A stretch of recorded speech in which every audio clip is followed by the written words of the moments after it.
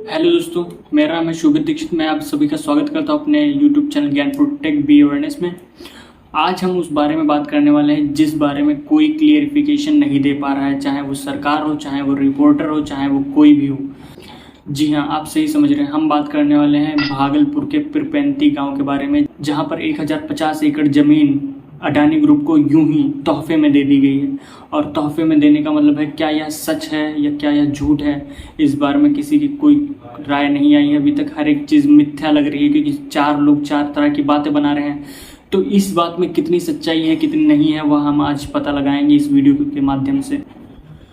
तो हेडलाइन ये है कि ये जो 1050 एकड़ ज़मीन है वह अडानी ग्रुप को 1 रुपये की लीज पर दी जाती है, वो भी 33 सालों के लिए। यानी कि प्रति 1 साल में 1 रुपये पे वह 1050 एकड़ की ज़मीन जो है वो सोल्ड की जाती है।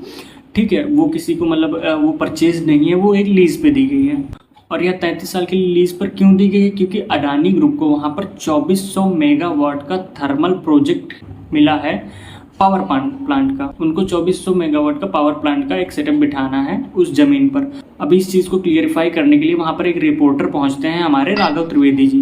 राघव त्रिवेदी जी काफ़ी होनहार जो रिपोर्टर हैं हमारे, उन्होंने वहाँ के नागरिकों से पता किया, बातचीत की, और उन्होंने एक बहुत ही सुंदर तरीके से एक मिथ्या बनाई कि 1 रुपये, आप खुद मतलब एक दिमाग में इमेजिनेशन एक बिठाइए कि कोई भी नागरिक हो, चाहे वो आज के समय, देखिए आज 21 सेंचुरी पर चल रही है, हर एक इंसान में इतना कॉमन सेंस, इतना ह्यूमन नेचर उसमें अच्छा है कि वो इस चीज़ को समझ सकता है कि क्या सही है क्या गलत है। आप एक बात बताइए, 1050 एकड़ जमीन 1 रुपये में कोई कैसे दे सकता है, और कोई कैसे एक्सेप्ट कर सकता है कि वो लीज पे देने के लिए तैयार है? मैं कहता हूँ चलो सरकार की बात है कि सरकार ने जो है सोल्ड आउट किया, इसमें नागरिकों की कोई गलती नहीं है, लेकिन फिर भी सरकार इतनी भी चूतिया नहीं है कि उसको ये चीज़ पता है कि आज ना कल ये चीज़ें सामने आएंगी, वो 1 रुपये में क्यों देगी। मतलब कोई एक मतलब ये सुनने में ये लगता है कि ये एक बनावटी बात है।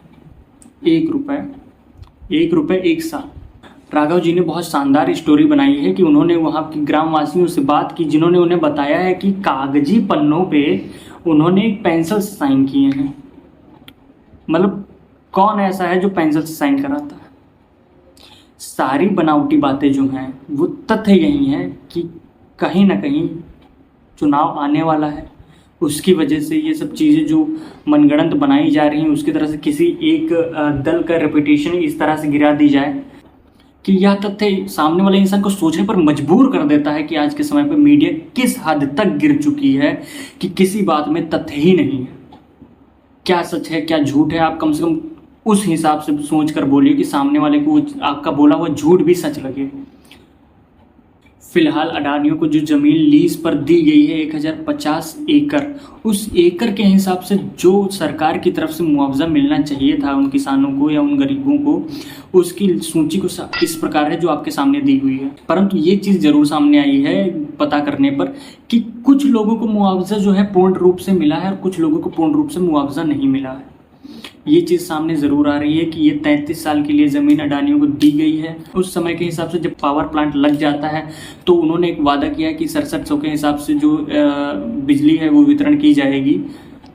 उसमें भी कितनी सच्चाई है कितनी मिथ्या है वो तो हम आगे जानेंगे। जब जितनी चीज़ें आगे बढ़ती जा रही हैं उतनी धीरे धीरे चीज़ें साफ होती चली जा रही हैं। पर यह जो 1 रुपये वाला तथ्य है वो बिल्कुल मिथ्या है। 1 रुपये के हिसाब से किसी भी प्रकार की ज़मीन नहीं दी गई है, किसी भी प्रकार की लीज नहीं दी गई है। जितने हिसाब से उस ज़मीन का खर्चा आया है या उतना मुआवजा देने की बात हुई है वह आपके सामने सरकार द्वारा दिया जा रहा है। उसका एक वेरीफाइड एप्लीकेशन सरकार की तरफ से भी रेज किया जा चुका है, जो कि आपको पोर्टल पे भी देखने को मिल जाएगा। और दूसरी तरफ से देखा जाए तो पवन खेड़ा जो कि हमारे कांग्रेस के मीडिया प्रबंधक, उन्होंने भी बिल्कुल आंखें बंद कर ली हैं उन्होंने, और उन्होंने मीडिया को भी इसी प्रकार से झांसा दिया है कि 1 रुपये के हिसाब से दिया गया है। अरे सर, आप तो मीडिया में बैठे हुए हैं, आप एजेड आदमी हैं, आपको मुझसे भी ज़्यादा ज्ञान है, हर किसी से ज़्यादा ज्ञान है, तो कम से कम आप वो बातें कीजिए जो लीगल है, जो लोगों को समझ में आती हैं।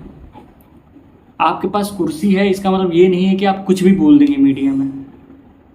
लोग आपको इसीलिए देखते हैं ताकि उनके जो ब्रेन है उनको समझ में आए कि क्या चल रहा है, लेकिन आप लोग तो अलग ही चला रहे हैं। मतलब एसी वाले ऑफिस से बाहर निकल के आप थोड़ा सा गांव में जाइए। जिस ज़मीन को आप एक तरफ बंजर भी कह रहे हैं, उसी ज़मीन को आप अपने स्टेटमेंट में 10 लाख पेड़ भी कह रहे हैं। मतलब आप अपनी जो बातें हैं उनको एक बार देखिए कि आप कह क्या रहे हैं।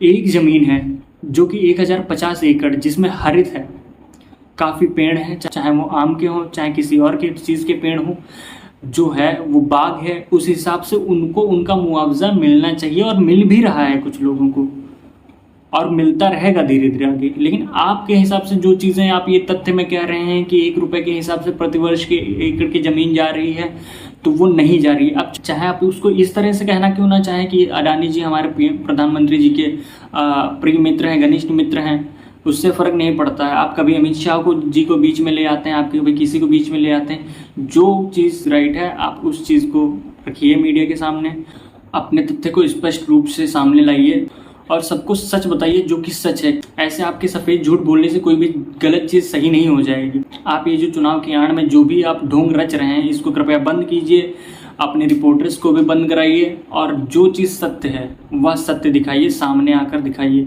ये जो आप बोलते हैं कि पेंसिल से साइन करवाया गया है, उसको फिर मिटा करके फिर पेन से साइन किया गया है, कोई किसी का साइन पहली बात तो कर नहीं सकता है।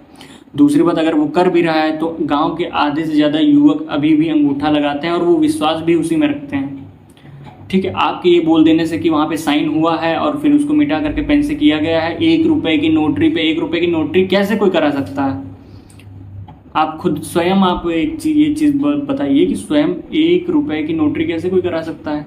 जो भी वहाँ पर जो 1050 एकड़ ज़मीन दी गई है वो टेंडर की वजह से दी गई, जहाँ पर साफ साफ ये टेंडर मिलने के बाद LOA यानी लेटर ऑफ एक्सेप्टेंस में ये चीज़ दी हुई है कि 33 साल तक ये जो ज़मीन है अडानी ग्रुप को लीज पर दी जाती है और फला अमाउंट पर दी जाती है। अभी पूरे टेंडर का अमाउंट तो मुझे क्लियर नहीं है, क्योंकि मैं कोशिश कर रहा हूँ लगातार ये सब चीज़ें क्लियर करने की और नॉलेज गेन करने की। मैं आपको एक रेट जो सही इन्फॉर्मेशन है वो आपको प्रोवाइड कर सकूँ, जो कि मैं इस चीज़ में लगा हुआ हूँ। जहाँ तक मुझे प्राप्त होगी नॉलेज, उस हिसाब से मैं आपको तुरंत का तुरंत गाइड करूँगा और बताऊँगा कि आखिर हो क्या रहा।